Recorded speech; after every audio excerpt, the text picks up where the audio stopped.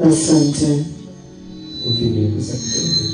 So while we are standing, tukiwa bado tumesimama, I want us to pray. Nataka tuombe. Mighty and everlasting Father, Baba mkuu na wa milele, the Father of glory, Baba wa utukufu, the Father of our Lord Jesus, Baba wa Bwana wetu Yesu Kristo, Jehovah Elohim, Yehova Elohim, Jehovah Eloheka, Jehova Eloheka, Jehovah Mekadishken, Yehova Mekadishken, the creator of the heavens and the earth. Muumbaji wa mbingu pamoja na dunia.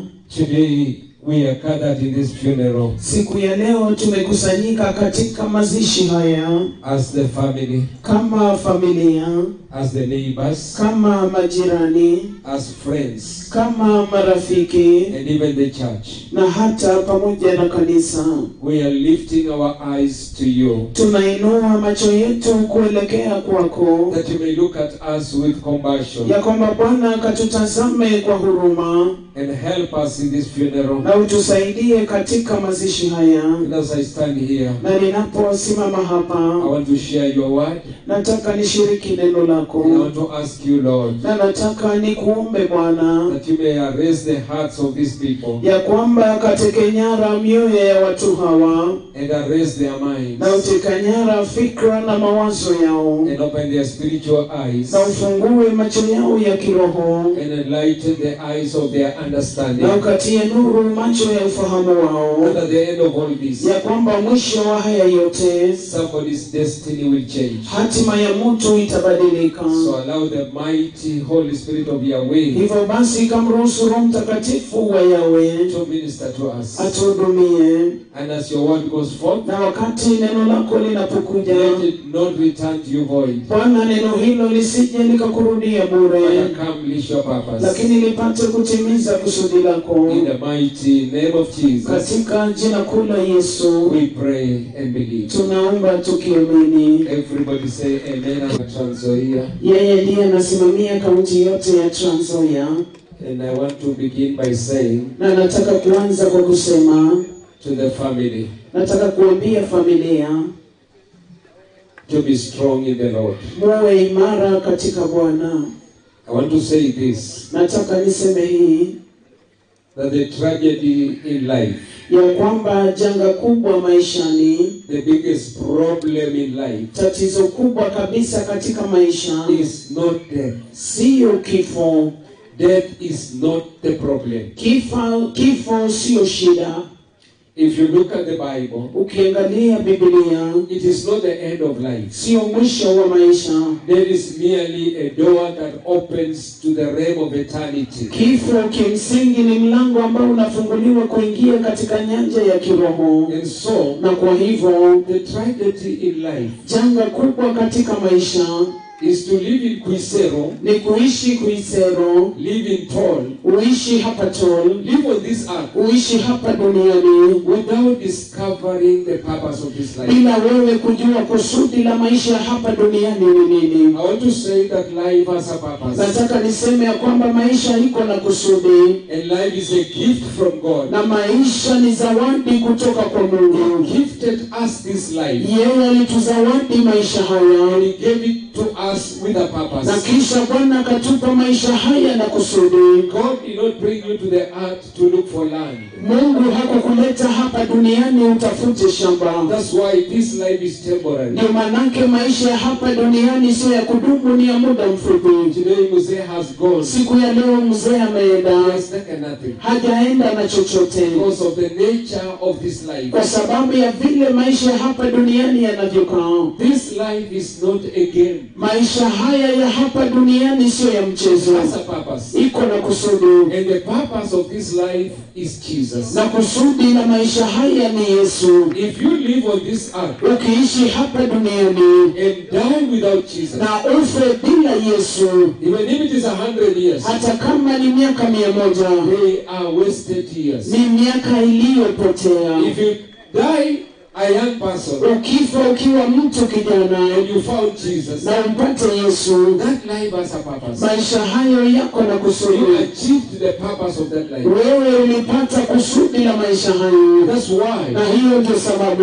you read the book of Philippians chapter 1, unaposoma kitabu cha Wafilipi sura ya kwanza verse 20 to 23, mstari wa 20 hadi 23, you discover unagundua that the Bible says ya kwamba Biblia inasema to die is gain. ya kwamba kufa ni faida.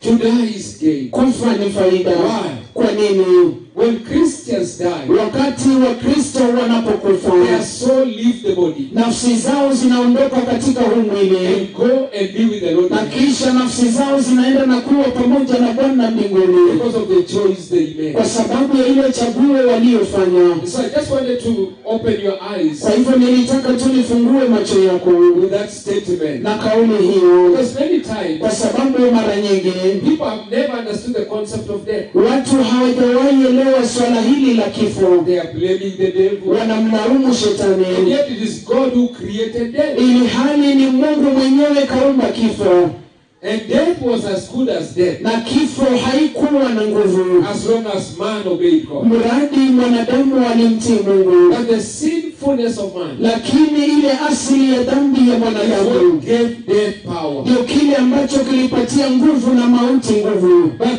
thanks be to God, Lakini ashukuriwe Mungu, because of our Lord kwa Jesus. sababu ya Bwana wetu Yesu Kristo. He came Alikuja and defeated sin. na yeye akashinda dhambi. Kwa nini Mungu anataka Because the utubu? wages of sin is death. Manake mshahara wa dhambi ni And mauti, He wants you to come to repent, na yeye anataka kwamba uje that your utubu, soul may not die. ili kwamba nafsi yako isije ikafa. Then He says, Kisha nasema the Son will not share the guilt of the Father, mwana hataadhibiwa kwa ajili ya makosa ya baba nor yake, will the Father share the guilt of the Son. wala baba hataadhibiwa kwa ajili ya makosa ya mwanawe. So kila mtu atabeba mzigo Kwa wake. hivyo kila mtu ataubeba mzigo wake mwenyewe. The righteousness of the righteous man will be credited to him. Haki ya mtu mwenye haki itahesabiwa juu yake, And the wickedness of the wicked will be judged against him. na uovu wa mtu mwovu utalipizwa juu yake. Verse 21 foretold. Mstari wa 21 ni kwa ajili yenu tu, The people of Kuisero. na watu wa Huisero. But if a wicked man turns away from all the sins he has committed Lakini